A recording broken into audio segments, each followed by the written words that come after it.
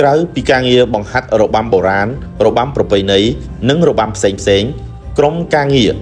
នៃមន្ទីរវប្បធម៌និងវិចិត្រសិល្បៈខេត្តកណ្ដាលក៏បានបញ្ជ្រាបនៅចង្វាក់រាំប្រជាប្រិយប្រពៃណីខ្មែរ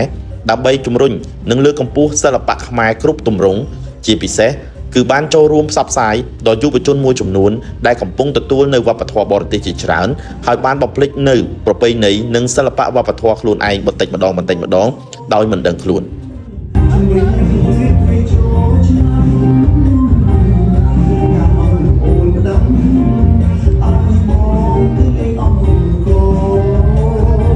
ក្នុងន័យនេះក្នុងនាមមន្ទីរវប្បធម៌និងវិចិត្រសិល្បៈខេត្តកណ្ដាលសូមអំពាវនាវនិងលើកទឹកចិត្តដល់កូនខ្មែរគ្រប់រូបសូមចូលរួមការពារនិងលើកស្ទួយនៅសិល្បៈវប្បធម៌អរិយធម៌របស់ខ្លួនឯងឲ្យបានល្អប្រសើរនៅក្នុងសង្គមជាតិ